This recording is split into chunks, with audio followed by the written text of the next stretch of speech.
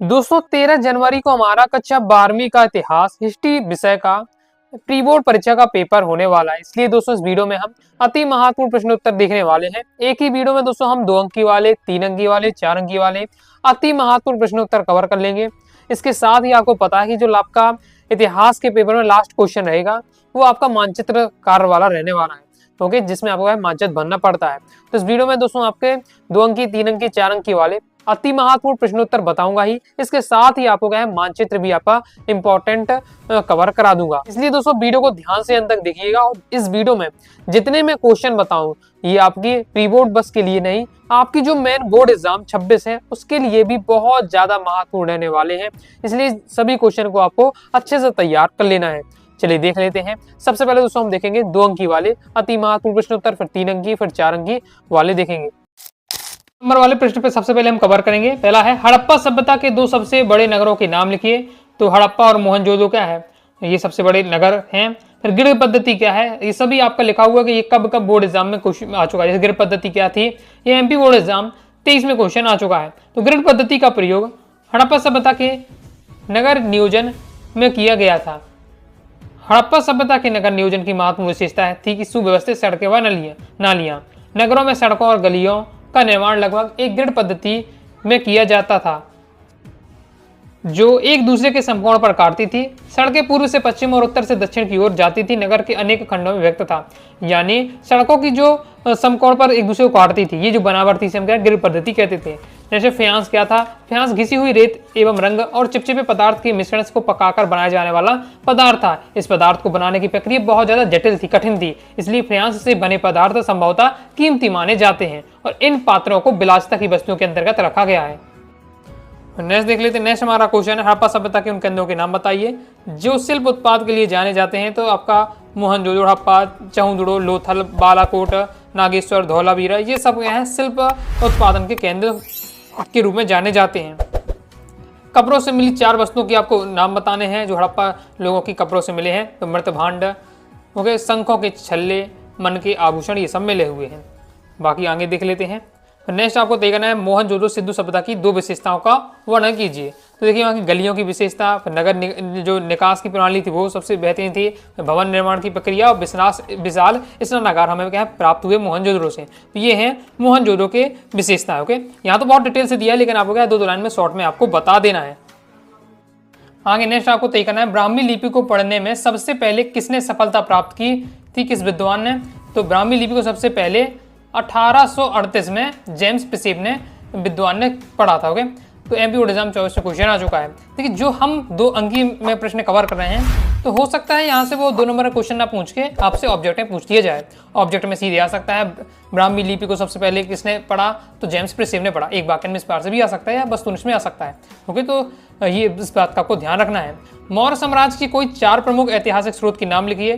तो मैग्नीस्थनीज की इंडिका हो गई, कौटिल्य की अर्थशास्त्र हो गई, विशाख दत्त की मुद्रा राक्षस, अशोक के अभिलेख। ओके, अब जैसे मैंने ये पढ़ा दिया, अब हो सकता है ऑब्जेक्ट में पूछ लिया जाए कि मुद्रा राक्षस किसकी रचना है, तो विशाख दत्त की। ओके, तो और इंडिका किसने लिखी, तो मैग्नीस्थनीज लिखी। तो ये बात भी आपको क्या फोकस करनी है। ऑब्जेक्ट में ऐसे ही आपका बनता है। ओके, कहीं अलग से ऑब्जेक्ट नहीं बनते, टॉपिक के बीच से पार से बनते हैं। मौर्य साम्राज्य में कोई 5 प्रमुख राजनीतिक कौन से, पाटलिपुत्र, तक्षशिला, कपिसा, तोसाली, उज्जैन, ये सब थे। ओके, मैग्नीस्थनीज कौन था, तो चंद्रगुप्त मौर्य में के दरबार में जो यूनानी राजदूत था एक मैग्नीस्थनीज, वह लगभग 5 वर्षों तक चंद्रगुप्त मौर्य के दरबार में रहा। उसने भारत का आंखों से देखा हाल अपनी पुस्तक इंडिका में लिखा। सबसे प्राचीन अभिलेख किस भाषा में लिखे गए, तो अभिलेख प्राकृत भाषा में लिखे गए। आगे देख लेते हैं। अभी दोस्तों मैं आपको क्या है केवल 2 नंबर वाले प्रश्न बताते जा रहा हूँ, फिर 3 नंबर वाले, फिर 4 नंबर वाले। ओके, तो देख लेते हैं। नेक्स्ट, वेद व्यास किस महाकाव्य की रचना की, तो वेद व्यास ने किस महाकाव्य की रचना की, महाभारत नामक महाकाव्य की रचना की। पितृवंशता से आपका तात्पर्य है, तो वह वंश परंपरा जो पिता के बाद पुत्र, फिर पपौत्र, फिर पुत्र पितृ, फिर पौत्र, फिर प्रपौत्र आदि से चलती है, पितृवंशता कहलाती है। मातृवंशता क्या है, सब बोर्ड एग्जाम में क्वेश्चन लगातार आपके आ चुके हैं। तो वह वंश परंपरा जो मातृ पक्ष के अनुसार चलती है, मातृवंशता। बहिर्विवाह क्या होता है, तो गोत्र कुल से बाहर होने वाले विवाह को बहिर्विवाह कहते हैं। अंतर्विवाह क्या है, गोत्र में विवाह करना या अपने समूह के मध्य विवाह करना अंतर्विवाह कहलाता है। यह समूह एक गोत्र कुल अथवा एक जाति या फिर एक ही स्थान पर रहने वाले लोगों में हो सकता है। गोत्र शब्द का क्या अर्थ होता है? तो कुल, वंश और परिवार से होता है। दूसरे शब्दों में एक ही पूर्वज की संतान या उत्तराधिकारियों को एक गोत्र के अंतर्गत रखा जाता है। प्रत्येक गोत्र का नामकरण किसी एक वैदिक संत के नाम पर होता है। आगे देख लेते हैं। आगे नेक्स्ट, जैन धर्म के तीरत्न कौन से हैं? तो सम्यक ज्ञान, सम्यक दर्शन, सम्यक चरित्र, ये क्या होते हैं? जैन धर्म के तीरत्न। महावीर जी की कोई 2 शिक्षाएं लिखी है। एमपीओ एग्जाम 22 में क्वेश्चन आ चुका है। तो ईश्वर पर अविश्वास, कर्म सिद्धांत में विश्वास, ये महावीर जी की शिक्षाएं हैं। ईश्वर पर अविश्वास कैसे? जैन धर्म ईश्वर के अस्तित्व में विश्वास नहीं करता है।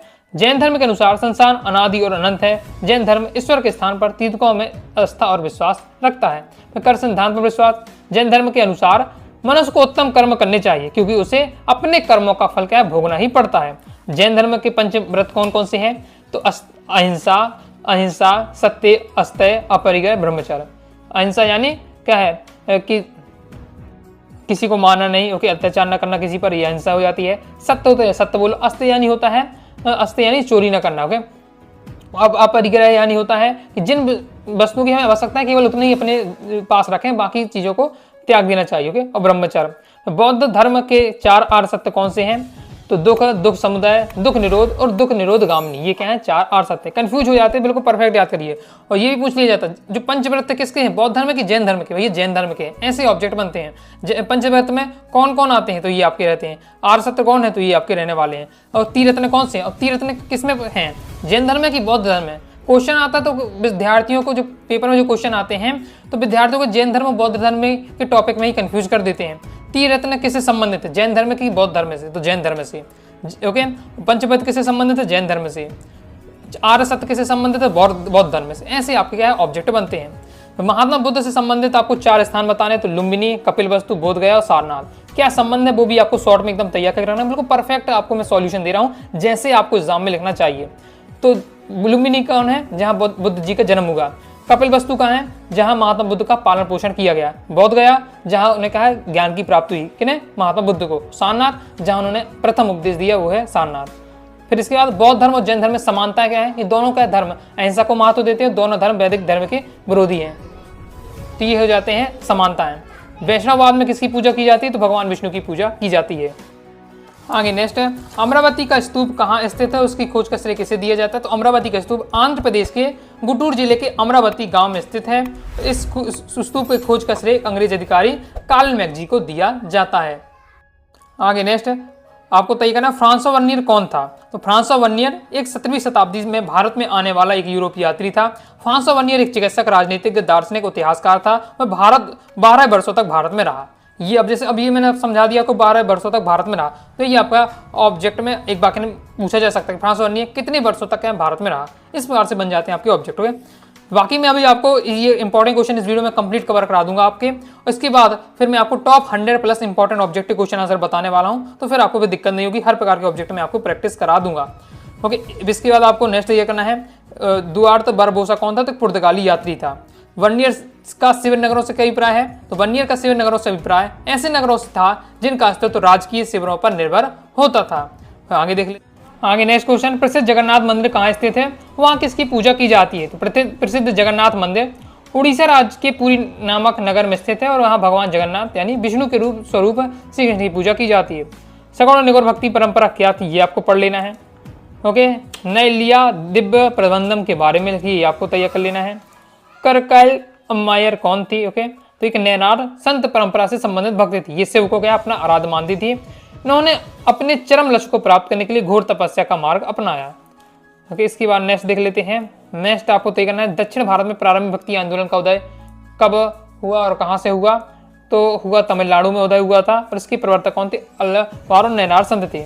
भक्ति आंदोलन के किन्हीं 4 संत को आपको बताना है। तो संत कबीर हो गया, चैतन्य महाप्रभु, गुरु नानक, मीराबाई, ये हो जाते हैं आपके भक्ति आंदोलन के 4 संत। मीराबाई का जन्म कब हुआ और कहाँ हुआ? ये आपको पढ़ लेना है। लिंगायत संप्रदाय यानी वीर शैव में किसकी पूजा की जाती है? तो भगवान शिव की पूजा की जाती है। आगे नेक्स्ट, हरिहर और बुक्का ने किस राज्य की स्थापना की? तो विजय राज्य की स्थापना की थी। कुदरई चेट्टी कौन थे? तो व्यापारियों के स्थानीय समूह जिन्हें कुदरई चेट्टी अथवा घोड़े के व्यापारी कहा जाता था। यानी विजयनगर में जो स्थानीय व्यापारियों का समूह था उसे क्या कहा जाता है? कुदरई चेट्टी कहते थे। पंपा देवी कौन थी? तो यह हप्पी क्षेत्र की स्थानीय देवी थी। इन्हीं के नाम पर इस क्षेत्र को नाम हप्पी पड़ा। फिर नेक्स्ट आपको तय कर लेना है, विजयनगर के शासकों की मंदिर निर्माण में रुचि के क्या कारण थे। यानी जो विजयनगर के शासक थे मंदिर बनाने में बहुत रुचि लिया करते थे, इसके क्या कारण है। तो इसका कारण है कि इन देव स्थलों की प्रतिष्ठित देवी देवताओं का संबंध के माध्यम से अपनी सत्ता को स्थापित तथा वैधता प्रदान करने का प्रयास करते थे। यानी जो विजयनगर के शासक हैं वो अपना संबंध किससे जोड़ते थे, अपना संबंध क्या है देवी देवताओं से जोड़ते थे। ओके, और उनके माध्यम से उनके कनेक्शन से वो क्या है, क्योंकि देखिए भगवान पर सबको विश्वास होता है, तो भगवान के धर्म का सहारा लेकर वो अपना शासन चलाए रहना चाहते थे। ओके, फिर आपको तैयार कर रखना है, तालीकोटा का युद्ध कब और किस किस से मध्य हुआ। तो तालीकोटा का युद्ध 1565 में विजयनगर के प्रधानमंत्री राम राय और दक्षिण के मुस्लिम रियासतों के मध्य लड़ा गया। अमर नायक कौन होते थे, देखिए कौन होते थे, विजयनगर में सैनिक कमांडर थे।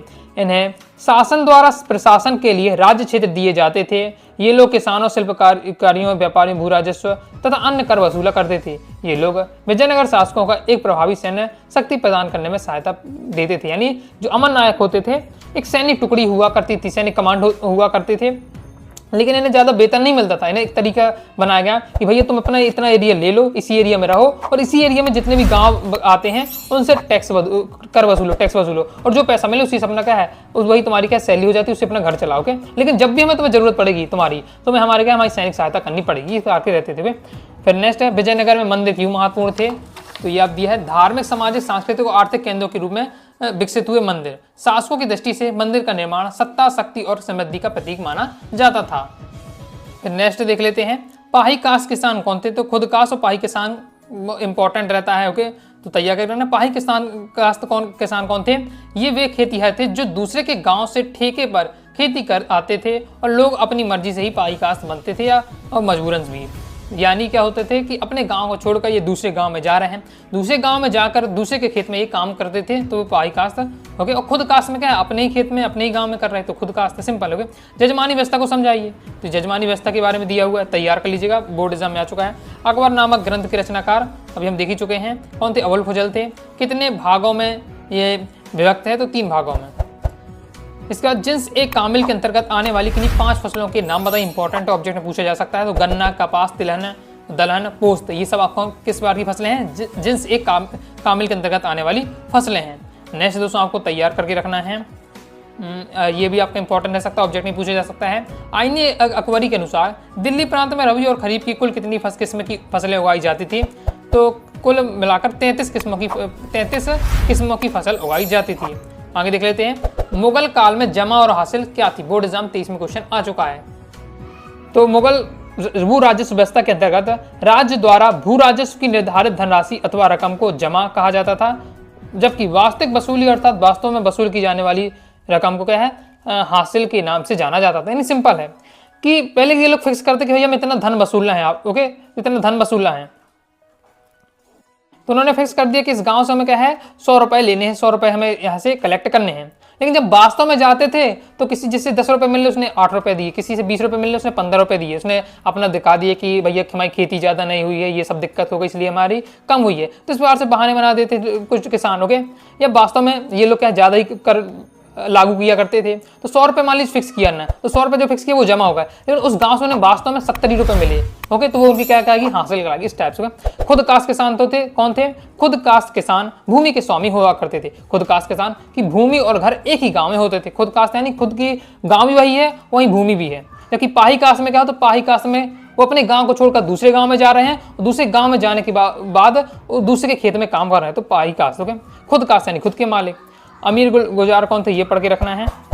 फिर आगे नेक्स्ट देख लेते हैं। फिर नेक्स्ट पढ़ के रखना है, जमींदारों की बढ़ी हुई हैसियत के क्या कारण थे।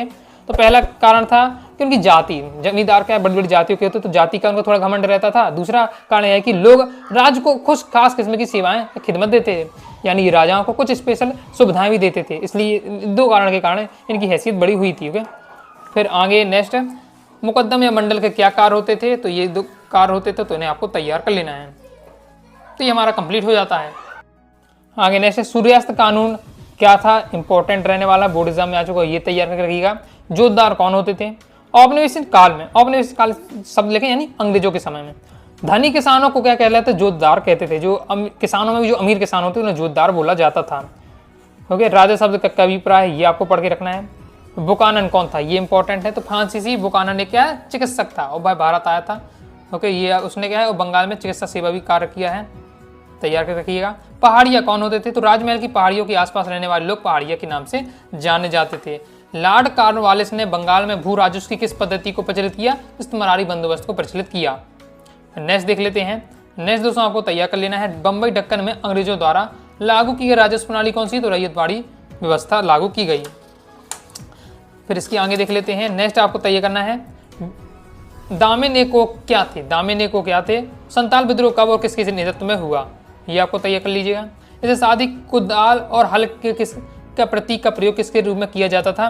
कुदाल का प्रतीक है राजमहल की पहाड़ियों की जनजातियों के लिए और हल होता है संथालों के लिए, ये उनके संकेत थे। तो ये हमारे कंप्लीट हो जाता है। आगे नेक्स्ट दोस्तों आपको तैयार करना है, मौलवी अहमदुल्ला शाह को डंका शाह क्यों कहा जाता है।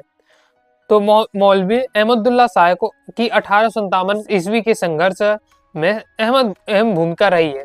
1857 का जो विद्रोह हुआ उसमें महत्वपूर्ण भूमिका थी। 1856 ईस्वी में उन्होंने गांव-गांव घूमकर लोगों को अंग्रेजों के विरुद्ध विद्रोह के लिए तैयार किया। वह एक पालकी में बैठ कर चलते थे, जिसके आगे आगे ढोल बजाने वाले और पीछे उनके समर्थक होते थे, इसलिए उन्हें डंका शाह कहा जाता था, उनके नाम से पुकारा जाता था। इसके बाद एग्जाम 23 में क्वेश्चन आ चुका है, ये भी आ चुका है, अवध को बंगाल आर्मी की पौधशाला क्यों कहा जाता है। तो बंगाल आर्मी के सिपाहियों में अधिकांश अवध प्रांत के गांव से भर्ती होकर आए थे, इसलिए अवध को बंगाल आर्मी की पौधशाला कहा जाता है। 1857 ईस्वी का विद्रोह कब और कहां से प्रारंभ हुआ, तो 10 मई 1857 को मेरठ छावनी से प्रारंभ हुआ। मंगल पांडे कौन थे, तो मंगल पांडे बैरकपुर में 34वीं रेजिमेंट के सिपाही थे। 1857 के विद्रोह में इनकी महत्वपूर्ण भूमिका थी। नेक्स्ट है, 1857 के विद्रोह के 4 प्रमुख नेताओं के नाम लिखिए। तो नाना साहेब, झांसी की रानी लक्ष्मीबाई, मुगल सम्राट बहादुर शाह द्वितीय, तात्या टोपे, ये हैं आपके 1857 विद्रोह के 4 प्रमुख नेता। फिर 4 महत्वपूर्ण केंद्र 1857 विद्रोह के, तो मेरठ, दिल्ली, कानपुर, लखनऊ, ये हो जाएगा। आगे देख लेते हैं। आगे नेक्स्ट है, लाल बाल पाल के रूप में कौन जाने जाते हैं। एग्जाम 23 में क्वेश्चन पूछा गया था। तो भारतीय स्वतंत्रता आंदोलन में लाला लाजपत राय, बाल गंगाधर तिलक और विपिन चंद्र पाल को लाल बाल पाल के नाम से जाना जाता है। प्रथम गोलमेज सम्मेलन कब और कहाँ हुआ, तो 12 नवंबर 1930 से 13 जनवरी 1931 तक लंदन में आयोजित किया गया था। महात्मा गांधी का जन्म कब और कहाँ हुआ था, तो 2 अक्टूबर 1870 में पोरबंदर, गुजरात में हुआ था। सभी आपके प्रीवियस ईयर पे में आ चुके, आप क्वेश्चन देख सकते हैं। जैसे शाही भारतीय नौसेना ने कब और क्यों विद्रोह किया, तो शाही भारतीय नौसेना ने 1946 में विद्रोह किया। विद्रोह का तत्कालिक कारण था रहने की स्थिति और भोजन थे। भारतीय सैनिकों ने अंग्रेजों के अत्याचारों के विरुद्ध क्या विद्रोह किया था। नेक्स्ट है, गांधी जी ने चरखा के कौन कौन से लाभ बताए, कोई 2 लाभ बताने हैं। एमपी और एग्जाम 22 में क्वेश्चन आ चुका है, चरखा के लाभ पूछे जा रहे हैं। तो सिंपल है, पहला कि जो चरखा होता है गरीबों की पूरक आमदनी प्रदान करने का एवं उन्हें आर्थिक रूप से स्वावलंबी बना सकता है। चरखा क्या है, उन्हें एक रोजगार देने का काम करता था। इसके साथ ही चरखा आर्थिक प्रगति का प्रतीक था, इसलिए उन्होंने इसे राष्ट्रवाद का प्रतीक माना है। गांधी जी ने नमक कर कानून कब और कहां तोड़ा, तो 6 अप्रैल 1930 को डांडी में नमक कानून तोड़ा, यही से सबने अवज्ञा का आंदोलन प्रारंभ हुआ था। कृषि मिशन कब भारत आया, इसका क्या उद्देश्य था, तो कृषि मिशन 23 मार्च 1942 को दिल्ली पहुंचा। इसका उद्देश्य भारत के वैधानिक गतिरोध को दूर करना था। बाकी ये इंपॉर्टेंट आपके रहने वाले। नेक्स्ट आपको ये तैयार कर रखिएगा कि चरखे को राष्ट्रवाद का प्रतीक क्यों चुना गया। तो ये क्या है, जो मेन होता है, जो चरखा है गरीबों की पूरक आमदनी का है और एक आर्थिक दृष्टि से स्वावलंबी बनाता है, इसलिए गांधी जी ने चरखे को राष्ट्रवाद का प्रतीक माना है। नेक्स्ट आपको तैयार करना है जो इंपॉर्टेंट ऑब्जेक्ट में कई बार आ चुका है कि गांधी जी ने कब और किस विश्वविद्यालय के उद्घाटन में समारोह में भाग लिया। तो गांधी जी ने फरवरी 1916 में बनारस हिंदू विश्वविद्यालय के उद्घाटन समारोह में भाग लिया था। तो हो जाते कंप्लीट। आगे देख लेते हैं। नेक्स्ट हमारा लास्ट अध्याय है संविधान का निर्माण। इससे भी 2 नंबर का ही क्वेश्चन यहाँ से आपका पूछा जाता है। तो यहाँ से और देख लेते हैं कौन कौन से 2 नंबर के प्रश्न आपको तैयार करने हैं। तो हंसा मेहता ने महिलाओं को के लिए किन अधिकारों की मांग की है। एमपी एग्जाम 23 में क्वेश्चन आ चुका है। तो हंसा मेहता ने संविधान सभा में महिलाओं के लिए समानता, समान नागरिक अधिकार, लैंगिक समानता, न्याय, आरक्षण की मांग की थी। वे संविधान सभा के सदस्य थे और संविधान निर्माण में उनका क्या है योगदान, महत्वपूर्ण योगदान था। भारतीय संविधान कब लागू किया गया? तो 26 जनवरी 1950 को लागू किया गया। संविधान प्रारूप समिति का गठन कब किया गया और इसके अध्यक्ष कौन थे? तो 29 अगस्त 1947 को किया गया था और इसके अध्यक्ष कौन थे? अंबेडकर थे। तो प्रारूप समिति के अध्यक्ष डॉक्टर भीमराव अंबेडकर। ये आपका ऑब्जेक्टिव पूछा जाता है। राज्य सूची क्या है? तो राज्य सूची और संघ सूची दोनों इंपॉर्टेंट रहने वाले हैं। अब देखिए, राज्य सूची आया था एमपी बोर्ड एग्जाम 24 में और संघ सूची आया था एमपी बोर्ड एग्जाम 23 में। दोनों इंपॉर्टेंट है, आपको तैयार करके रखना है। तो राज्य सूची में ऐसे विषय रखे जाते हैं जो स्थानीय महत्व के होते हैं। उदाहरण के लिए कानून व व्यवस्था, पुलिस, जेल, न्याय, सार्वजनिक स्वास्थ्य, शिक्षा, ये सब टॉपिक रखे जाते हैं। इन विषयों पर समान अवस्था में राज्यों को, विधानमंडलों को ही कानून बनाने का अधिकार है, लेकिन विशेष अवस्था या संकट काल में इनमें से किसी एक को या सभी विषयों को केंद्र सरकार को भी दिया जा सकता है। इसके बाद संघ सूची भी आपको अच्छे से तैयार करना है। संघ सूची के बारे में दिया हुआ है, तो इसे आपको तय करना है। अब से आपको लॉन्ग टाइप का लग रहा है, 2 नंबर में लिखना है, तो ऊपर की जो ये 3 लाइन है यहाँ से लेकर यहाँ तक, ये आपका मेन लाइन रहने वाली है, तो इसे आपको लिखना है। फिर आपकी वैसे 3 सूची होती है, राज्य सूची, संघ सूची और समवर्ती सूची। समवर्ती सूची अभी तक नहीं एग्जाम में आया है, तो ये आपका आ सकता है। ओके, क्योंकि राज्य सूची भी आ चुका है, केंद्र सूची आ, समवर्ती सूची नहीं आए, रिपीट हो सकता है ये क्वेश्चन, मतलब आ सकता है आपका ये क्वेश्चन, तो आपको तैयार कर लेना है। इसके बाद नेक्स्ट आपको तय करना है बी एन राव कौन थे। एमपी बोर्ड एग्जाम 22 में आ चुका है। तो जस्टिन से बी एन राव भारत सरकार के संवैधानिक सलाहकार थे। संविधान निर्माण के कार्य में इन्होंने महत्वपूर्ण सहयोग प्रदान किया था। भारतीय संविधान में अनुच्छेद 356 का अर्थ क्या है? एमपी बोर्ड एग्जाम 2224 में आ चुका है। तो भारतीय संविधान अनुच्छेद 356 के अंतर्गत केंद्र सरकार को गवर्नर की सिफारिश पर राज्य सरकार के सभी अधिकार अपने हाथ में लेने का अधिकार दिया गया है। हिंदुस्तानी भाषा किसे कहते हैं? बोर्ड एग्जाम 22 में आ चुका है। हिंदुस्तानी भाषा की उत्पत्ति हिंदी और उर्दू भाषा के मिल से हुई है। हिंदुस्तानी भारतीय जनता के बहुत बड़े भाग की भाषा है। आगे देख लेते हैं, ये आगे नेक्स्ट है। एन जी रंगा ने अल्पसंख्यक शब्द की व्याख्या किस प्रकार से की? तो उन्होंने बताया अल्पसंख्यक शब्द की व्याख्या किस प्रकार से की एन जी रंगा ने, कि आर्थिक स्तर पर की जानी चाहिए। जो अल्पसंख्यक की व्याख्या उन्होंने कहा कि इनकी अल्पसंख्यक का मतलब है कि इनकी जो गणना हो आर्थिक स्तर पर की जानी चाहिए। रंगा की नजर में असली अल्पसंख्यक गरीब और डूबे कुचले लोग हैं। आगे देख लेते हैं।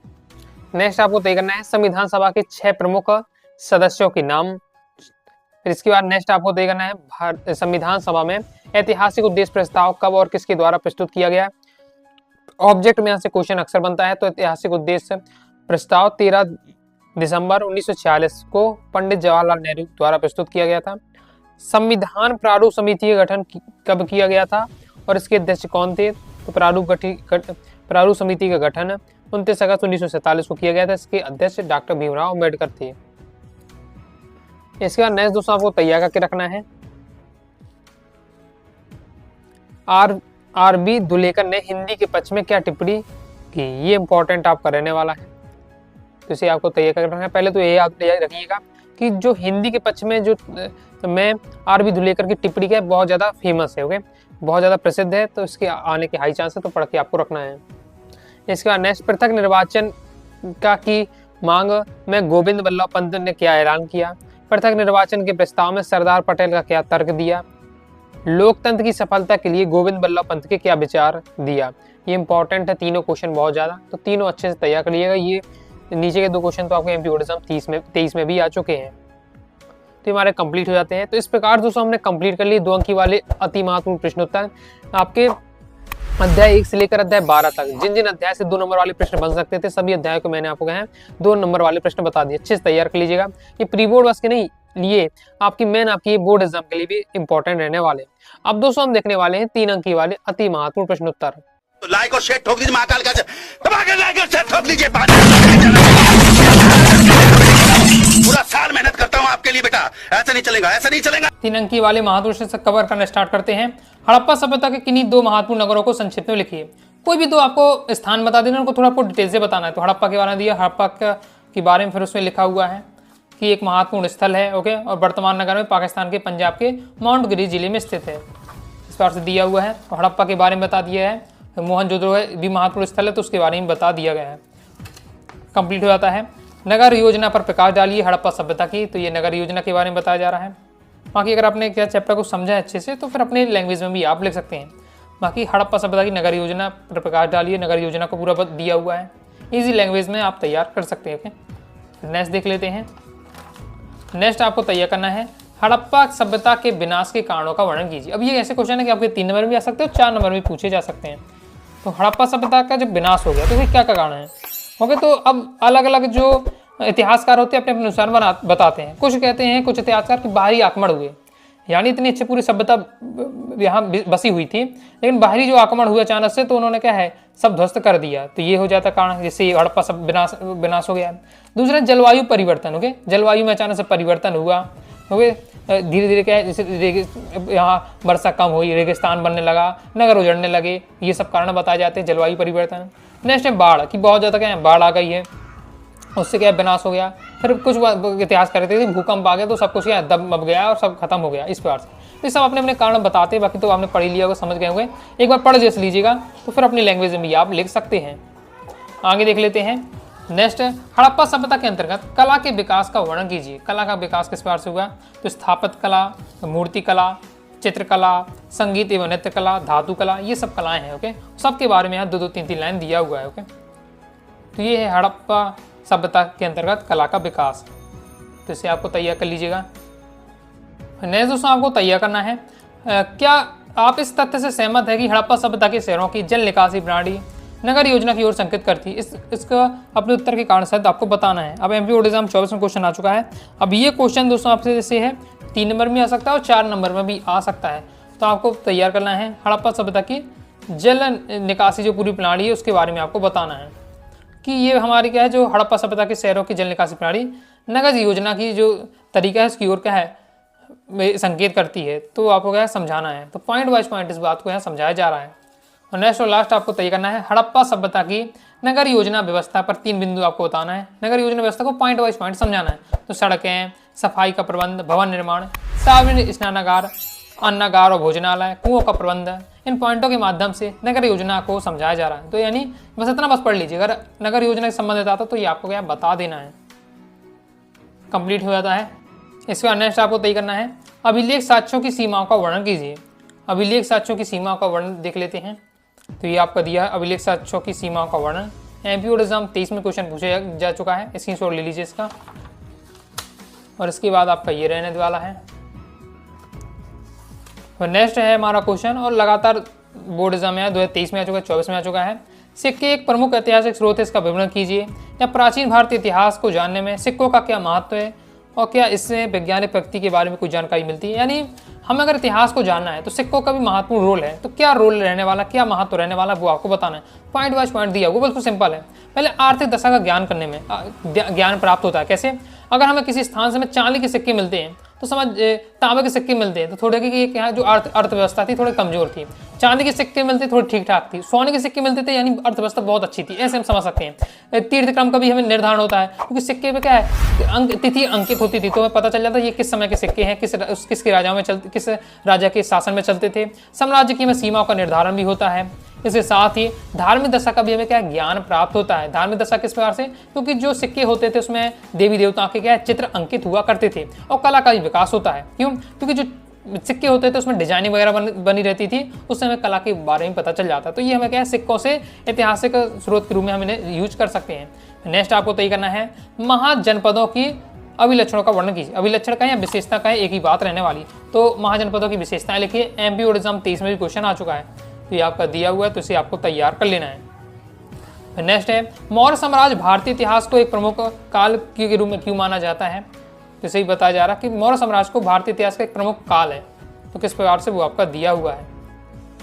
नेक्स्ट कम इंपॉर्टेंट लेकर पढ़ के रखना है। मौर्यकालीन इतिहास को जानने के साधनों का संक्षेप में वर्णन कीजिए। अभी 2 नंबर में हमने देखा, जब 2 नंबर में पूछे जाए तो केवल आपको बता देना है कि विशाख दत्त की मुद्रा राक्षस्य में मौर्य साम्राज्य के बारे में जानकारी मिलती है, कौटिल्य का अर्थशास्त्र, मैग्नीस की इंडिका, अशोक के शिलालेख, हेडिंग बस लिख दीजिएगा। और डिटेल में अगर 4 नंबर में आ रहा है या 3 नंबर में आ रहा है तो फिर आपको क्या उसके अंडर के बारे में भी एक लाइन लिखना पड़ेगा इस प्रकार जिस प्रकार से दिया हुआ है। नेक्स्ट और लास्ट आपको देखना है यहाँ से अशोक के धम्म की विशेषताएं, तो उसको के धम्म की विशेषताएं तैयार कर लीजिएगा। एमपी बोर्ड एग्जाम 24 में क्वेश्चन पूछा गया था। ओके, नेक्स्ट आपको तय करना है महाभारत को एक गतिशील ग्रंथ क्यों कहा गया है। एमपी बोर्ड एग्जाम 23 में क्वेश्चन आ चुका है। तो गतिशील ग्रंथ क्यों कहा गया है, तो इसके बारे में ये बताया जा रहा है कि इसको जो लिखा जा रहा है, इसका संस्करण आते जा रहे हैं। ओके, इसका अपडेशन होता जा रहा है, वो अभी भी होते जा रहा है। शताब्दियों से इसका जो अपडेशन है चलता आ रहा है। ओके, तो वही यहाँ बताया जा रहा है कि ये इसका जो लिखाई है इसका अपडेट होता जा रहा है, लगातार अपडेट होता जा रहा है, इसलिए इसे क्या है गतिशील ग्रंथ के रूप में जाना जाता है। ओके, बाकी आप पढ़ेंगे तो आपको यहाँ समझ में आ जाएगा पूरा। ओके,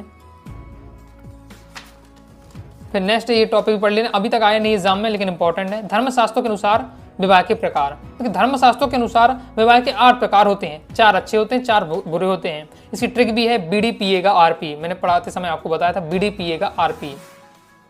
क्या ट्रिक है मैं बता देता हूँ, BDPA का RP 3 3 6 7 8 ये हो जाते हैं, जिसमें आगे के 4 आपके अच्छे हैं, 4 बुरे हैं। जैसे ब्रह्म विवाह, देव विवाह, प्रजापति विवाह, आर्ष विवाह, गंधर्व विवाह, असुर, राक्षस और पिशाच विवाह। इस बार से आपके तुरंत मैंने आपको बता दी किसके कारण, ट्रिक के कारण हो गए, और यही आपके विवाह होते हैं। बाकी पेपर में आपसे पूछा जाता है कि कितने प्रकार के होते हैं वो बताइए, फिर उनके 4 जो उत्तम वाले विवाह हैं यानी 4 अच्छे वाले हैं उनको आपको वर्णन कीजिए, तो उनका वर्णन भी दिया हुआ है। तो एक बार इसे देख लीजिएगा। फिर नेक्स्ट आपको तैयार करके रखना है, प्राचीन काल में स्त्री और पुरुष किस प्रकार संपत्ति का अर्जित करते थे। एमपी बोर्ड एग्जाम 23 में क्वेश्चन आ चुका है कि किस प्रकार स्त्री और पुरुष को संपत्ति मिलती थी। तो बताया जा रहा है कि पुरुष को किस प्रकार से, स्त्री को किस प्रकार से मिलती थी। नेक्स्ट आपको तय करना है, क्या आरंभिक राज्यों में शासक निश्चित ही रूप में क्षत्रिय हुआ करते थे। इस बात को आपको बताना है। तो जो राजा है केवल क्षत्रिय हुआ करते थे, तो आपको बताना है कि धर्मशास्त्रों के अनुसार तो केवल जो क्षत्रिय हैं वही राजा हो सकते थे, लेकिन कई सारे उदाहरण मिलते हैं जहाँ इस परंपरा को नहीं माना गया है, और वो उदाहरण भी दिया हुआ है।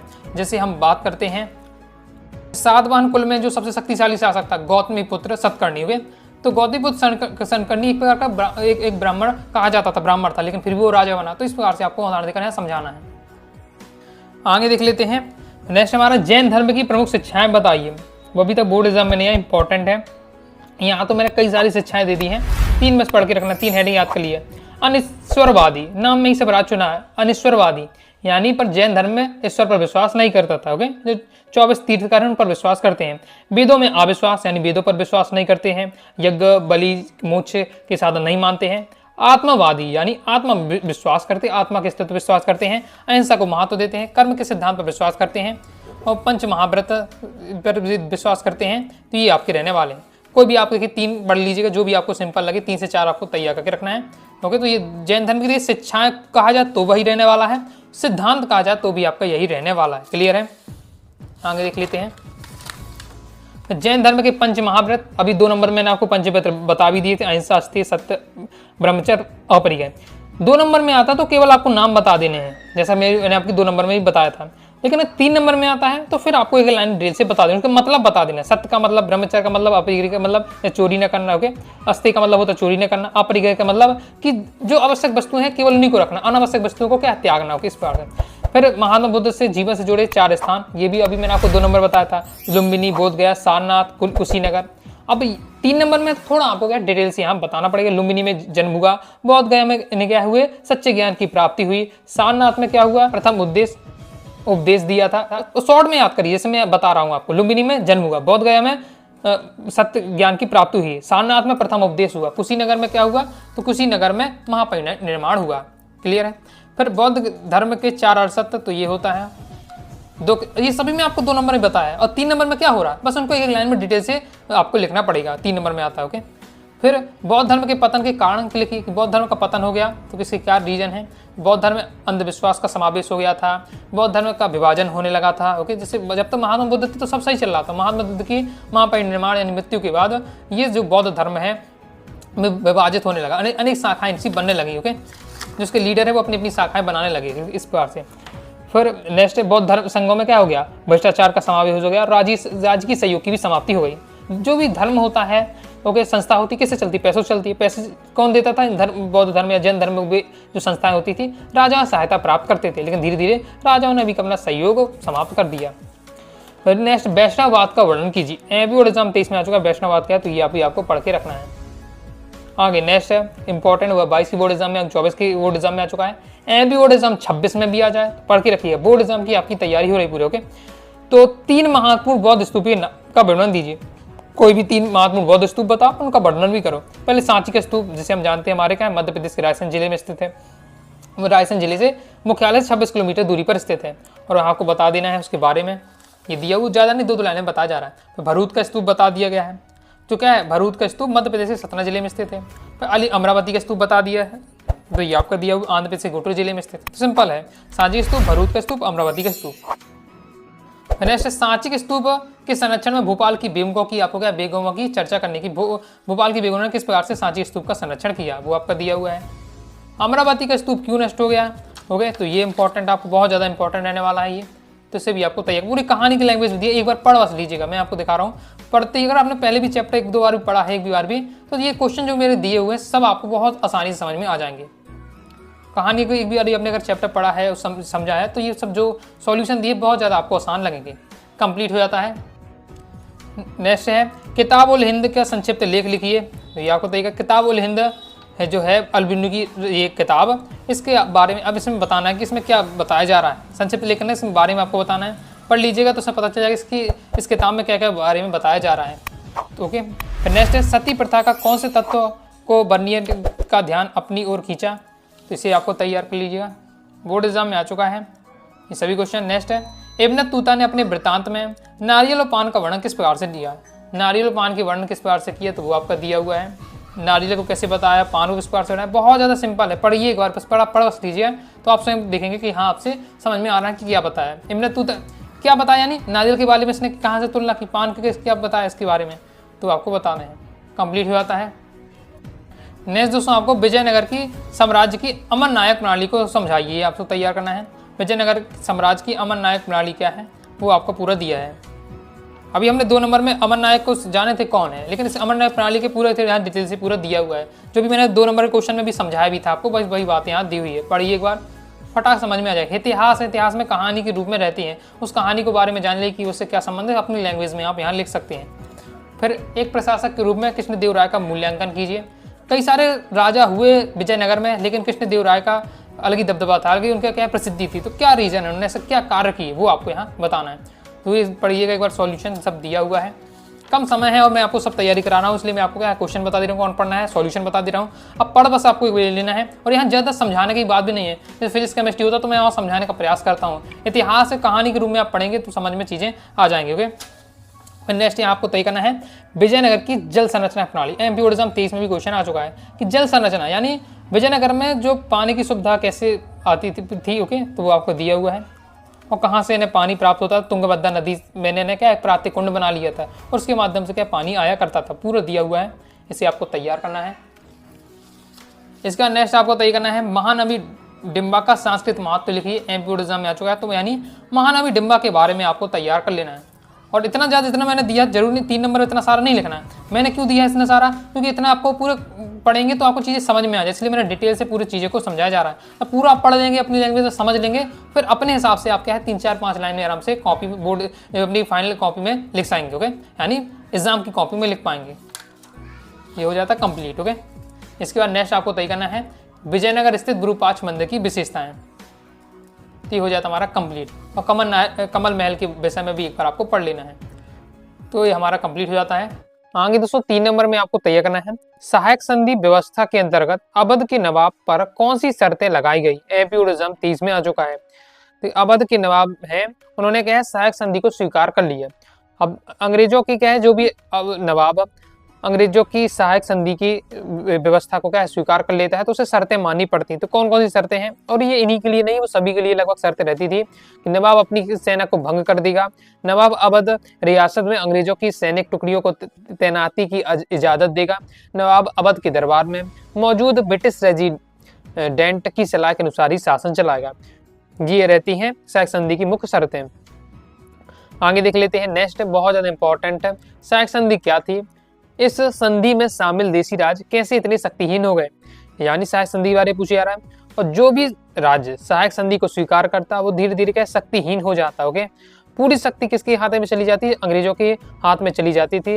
राजा के पास, शासक के पास कोई भी शक्ति नहीं रह जाती थी, तो एकदम शक्तिहीन हो जाते थे। तो किस प्रकार से? तो वो पूछा जा रहा है। पहले तो बताया जा रहा है सहायक संधि क्या है, वो कि लॉर्ड बेलीजरी ने सहायक संधि लागू की थी। अब शक्तिहीन कैसे हो जाते, तो उनके कारण दिए हुए। पहला कि अंग्रेज अपने सहयोगी की बाहरी और आंतरिक सुरक्षा चुनौतियों की रक्षा करेंगे। सहयोगी पक्ष के भू क्षेत्र में एक ब्रिटिश सैनिक टुकड़ी तैनात करेंगे। सहयोगी पक्ष को इस टुकड़ी के रख रखाव की व्यवस्था करनी होगी। सहयोग पक्ष ना तो किसी और के शासन के साथ संधि कर सकेगा और ना ही अंग्रेजों की अनुमति के बिना किसी युद्ध में हिस्सा लेगा। इस प्रकार संधि में साम्राज्य क्या शक्तिहीन हो जाते थे, मतलब पूरा उन्हें क्या अंग्रेजों के हिसाब से काम करना पड़ता था। नेक्स्ट है, अंग्रेजों ने विद्रोह को कुचलने के लिए क्या कदम उठाए? एमपी बोर्ड एग्जाम 23 में क्वेश्चन आपका आ चुका है। तो इसका पूरा देखो सॉल्यूशन दिया हुआ है, कहानी के रूप में दिया हुआ है, तो आपको क्या है एक बार पढ़ लीजिएगा तो आपको क्या है तैयार हो जाएगा। नेक्स्ट दोस्तों आपको तैयार करना है 1857 के विद्रोह के राजनीतिक कारणों का वर्णन कीजिए। कई सारे कारण थे लेकिन राजनीतिक कारण यहाँ पूछे जा रहे हैं।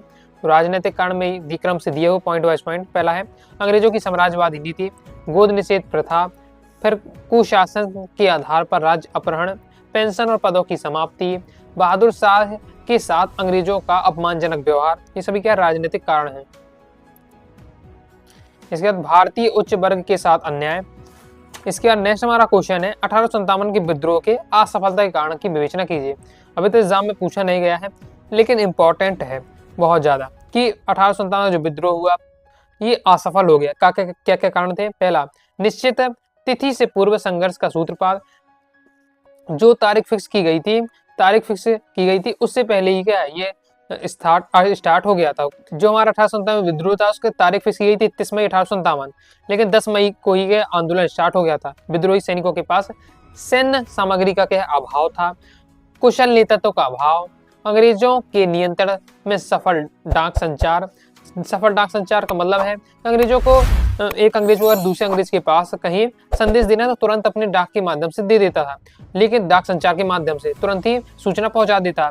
लेकिन जो भारतीय नेता थे या भारतीय लोग थे वो कितनी आसानी से क्या सूचनाएं आदान प्रदान नहीं कर पाते थे, ओके, जिससे मतभेद बना रहता था, जिसका फायदा क्या अंग्रेज उठाते थे। नेताओं में पारस्परिक मतभेद, अंग्रेजों के सिख राजाओं, राजस्थान तथा अन्य क्षेत्रों के राजाओं, सामंतों, जमींदारों का क्या है अंग्रेजों को सहयोग प्राप्त हुआ था। तो ये सभी है 1857 के विद्रोह के असफलता के कारण। तो तैयार क्लियर। और यहाँ तो कई सारे दिए हैं लेकिन आपको क्या 3 नंबर का आई चांस यहाँ से क्वेश्चन आता है, तो 3 या 4 पॉइंट आपको तैयार करके रखना है।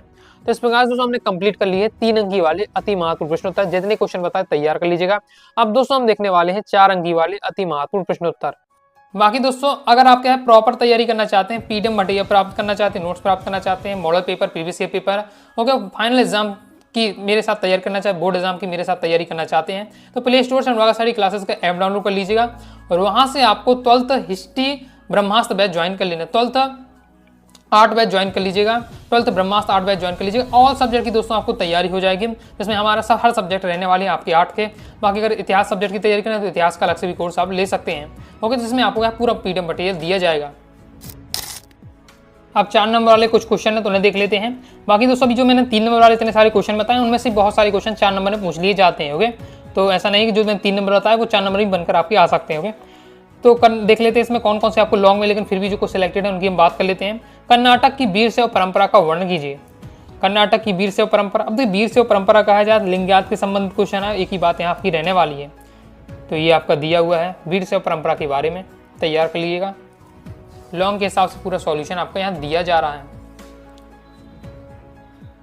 कंप्लीट हो जाता है। नेक्स्ट है राजा सूफी संतों का समर्थन क्यों चाहते थे। तो राजा है सूफी संतों का समर्थन चाहते थे, मैंने इसका रीजन क्या रहने वाला है कि जो सूफी संत है उन्हें जनता का समर्थन प्राप्त है, तो राजा सूफी संतों का नहीं जनता का समर्थन प्राप्त करना चाहते थे, लेकिन जनता डायरेक्ट बात मानेगी नहीं राजा का, इसलिए राजा क्या करते सूफी संतों को अपने साथ करते और सूफी संतों के माध्यम से जनता से को अपने साइड करते इस टाइप से, ओके, ये आपका दिया हुआ है।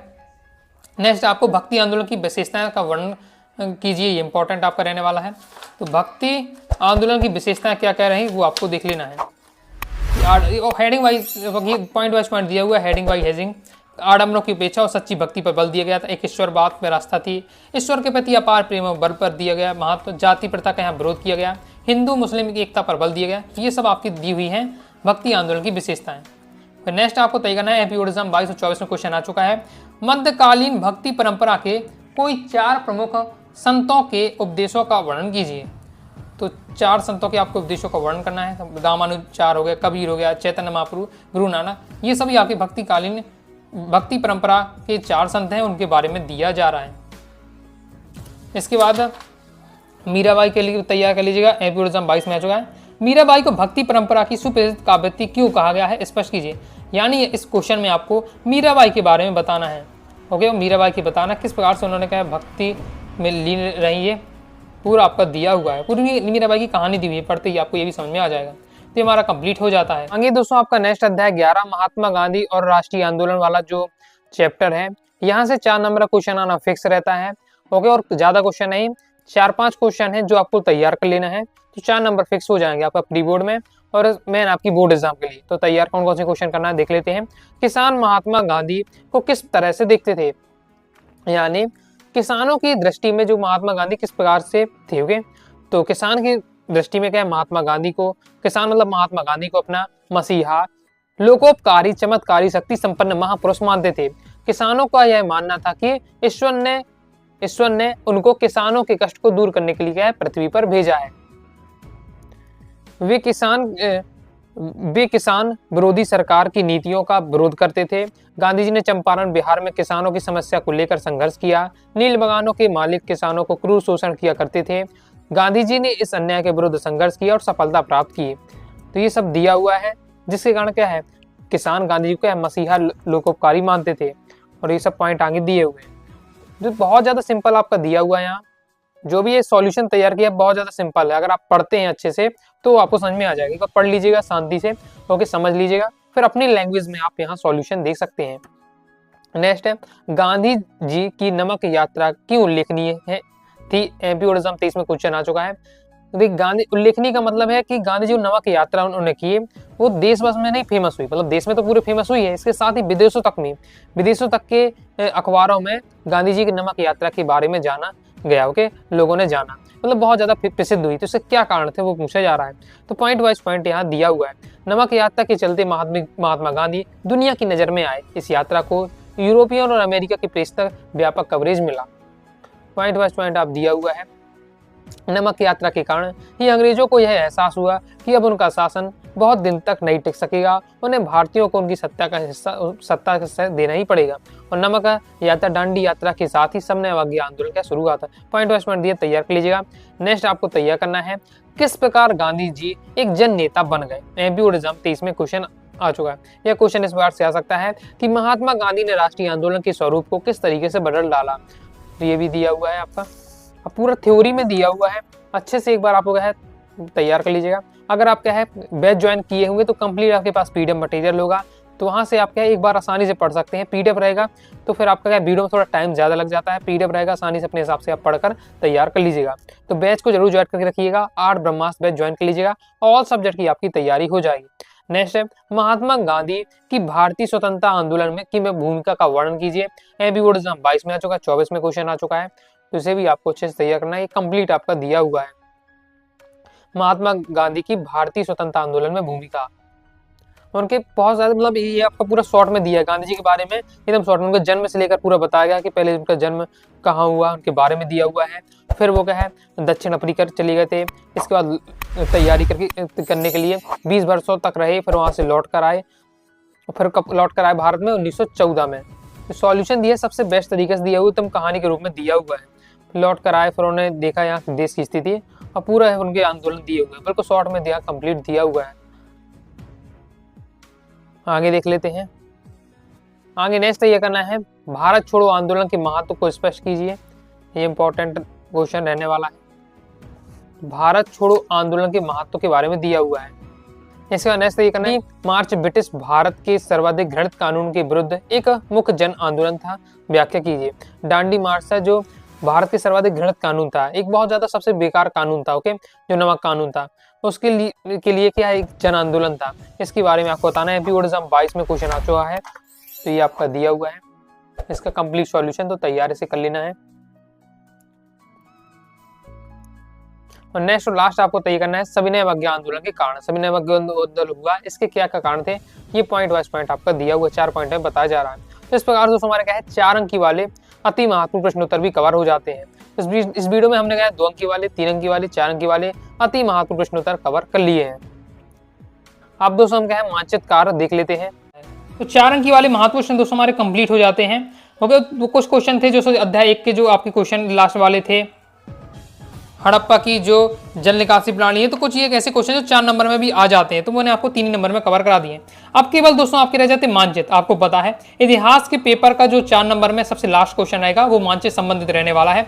तो मानचित्र में मैं आपको बता दूं कौन कौन से टॉपिक आपको पढ़ के रखना है। जैसे महाजनपद होते 16 महाजनपद, उनको आपको देख लीजिएगा। इस बार से आपको नक्शा दे दिया जाएगा, पूछा जाएगा। सब तो नहीं आएंगे, कोई भी आपको 4 नंबर को 4 पूछ लिए। इंद्रप्रस्थ कहाँ है और श्रीबस्ती कहाँ है, तो वो आपको एक स्क्रीनशॉट ले लीजिए और थोड़ा आपको ध्यान से देख लेना है कौन कहाँ रहने वाला। पूछे उज्जैन कहाँ है, अवंती कहाँ है, अरब सागर, बंगाल की खाड़ी, ये सब पूछा जा सकता है। गंधार पूछा जा सकता है, तो पढ़ के रखना है। इसके बाद आपसे पूछा जा सकता है कि अशोक के जो अभिलेख जो प्राप्ति स्थल है वो आपसे पूछा जा सकता है, यानी सांची कहाँ है, भरूच, सारनाथ, कौशाम्बी, गिरनाथ, मास्की, ब्रह्मगिरी, अमरावती, ये सब स्थान आपके महत्वपूर्ण है जो मानचित्र में पूछे जा सकते हैं। तैयार करके रखना है। इस क्वेश्चन इसी प्रकार से आएगा, दिए मानचित्र को दर्शाना मथुरा, मगध, काशी, इंद्रप्रस्थ। तो इंद्रप्रस्थ दिख दर्शाए, मथुरा, काशी, मगध, ऐसे आपका पूछा जाएगा। ओके, या फिर पूछ लिया जाए आपका कि मद्रास कहाँ है, सूरत, कालीबंगन कहाँ है, तो ये आपका दिया हुआ है। तो ये आपको इस टाइप की प्रैक्टिस करके रखना है। इस प्रकार से दोस्तों मैंने आपको सभी अध्याय के महत्वपूर्ण प्रश्न बता दिए हैं। ओके, मानचित्र भी और अपने हिसाब से आप प्रैक्टिस करते रहिएगा और भी जो आपको मिले प्रैक्टिस करते जाइएगा। विजयनगर से संबंधित जो हो गया, गोलकुंडा हो गया, तो ये सब स्थान है, उनको भी आपको मानचित्र के लिए देख के रखना है। ओके, बाकी 2 अंकी, 3 अंकी, 4 अंकी वाले जितने क्वेश्चन सब बता दिए, जितना बताएं तैयार कर लीजिएगा। अच्छा स्कोर करेंगे, वस्तुनिष्ठ रह जाते हैं, नेक्स्ट वीडियो में हम कवर कर लेंगे। तो आइए दोस्तों, आपको वीडियो से लाइक और सब्सक्राइब जरूर कर दीजिएगा। इसके साथ ही दोस्तों टेलीग्राम चैनल, व्हाट्सएप चैनल को ज्वाइन कर लीजिएगा। डाउट आता है तो कमेंट बॉक्स में आप जरूर पूछिएगा। मिलते हैं नेक्स्ट वीडियो में, तब तक के लिए बाय बाय।